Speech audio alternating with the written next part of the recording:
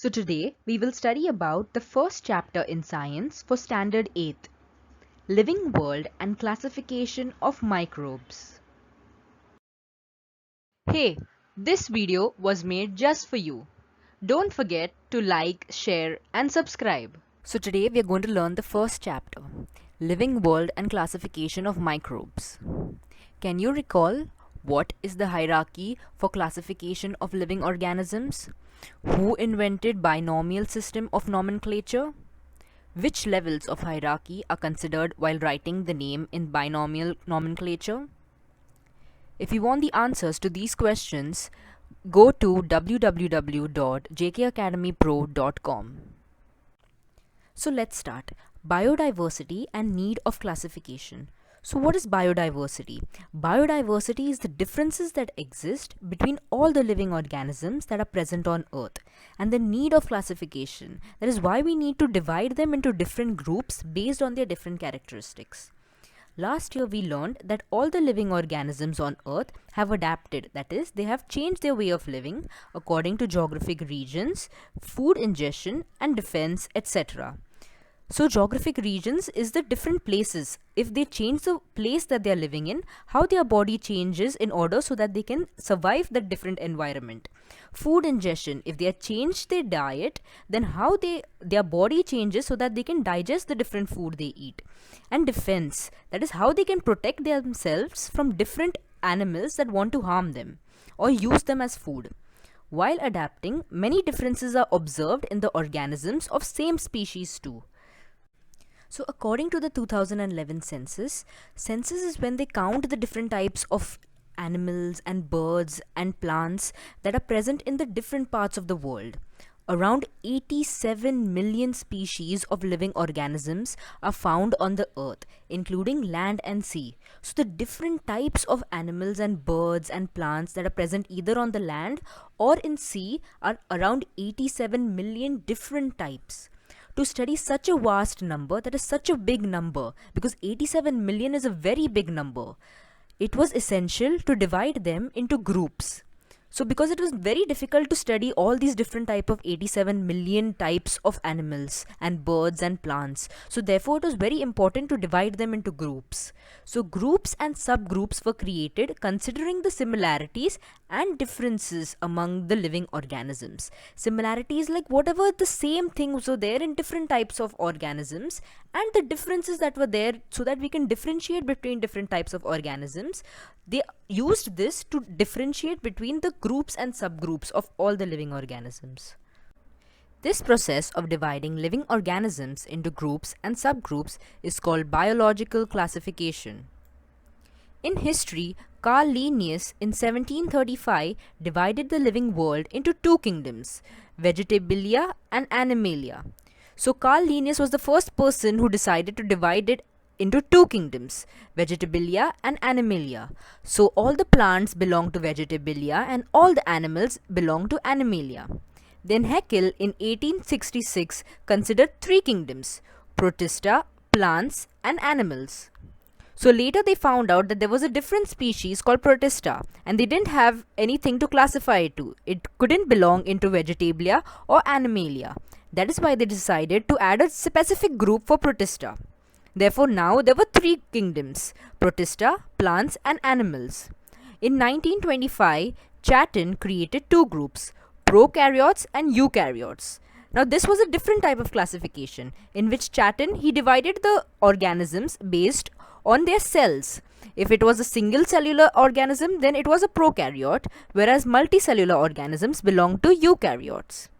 In 1938, Copeland divided living organisms into four kingdoms, Monera, Protista, plants and animals. Now by 1938, another group was found that was Monera, so they decided to make a specific subgroup for it.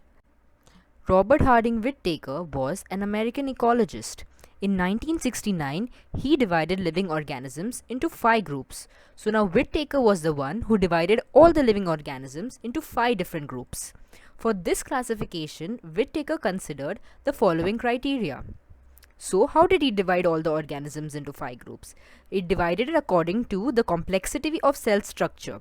So whether they were prokaryotic or eukaryotic.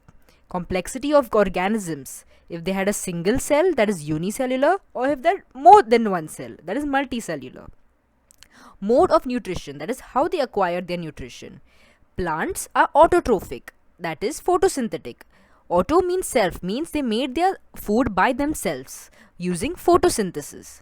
Fungi are saprophytic. They absorb all the nutrients from dead organisms. So they'll grow on a dead organisms and absorb whatever the nutrients are stored in the dead organisms. Animals are heterotrophic and ingestive. That is, they ingest food from outside their body. Also, lifestyle was used to classify all the different organisms into different types. Plants were called producers because they produce their own food. They use photosynthesis to make their own food and store it in their leaves, fruits, etc. so that they can use it later for themselves and also so other animals can use it for themselves. Animals were called consumers because they consume their food from other sources. Animals cannot make their own food. Either they will have their food by eating other plants or other animals. Therefore, they were called consumers. Fungi are called decomposers because fungi grow on dead organisms. When a plant and animal dies, fungi grows on top of it by decomposing them. Also, phylogenetic relationship, that is how every organism is related to another organism based on their cell structure and types of cells.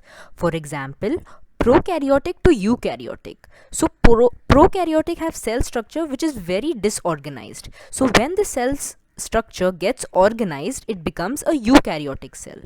And unicellular to multicellular. That is, if when one cell divides into many cells, it becomes from unicellular to multicellular. Living organisms were either prokaryotic or eukaryotic. Okay, so prokaryotic had unicellular organisms like Monera. Okay, but Protista, which was a unicellular organism, could not be classified into prokaryotes because other features of it were similar to eukaryotes. So, under eukaryotes, they made two divisions, unicellular and multicellular. So, under the unicellular division came Protista. And under the multicellular division were fungi, plantae, and animalia. So, how did they differentiate which living thing was fungi, which living thing was a plantae, and which living thing was an animalia?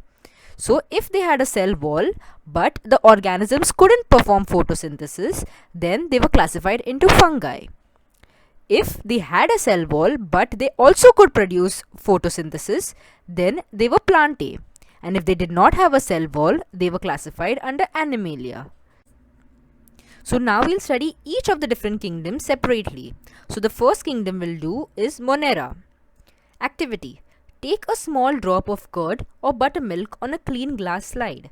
Dilute it with a little water. Carefully keep a cover slip.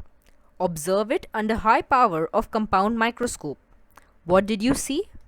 Moving small rod-like microbes are lactobacilli bacteria. So, this is a type of bacteria which is present in milk. It's called lactobacilli. Lacto means milk and bacilli is the shape of the bacteria, that is like a rod.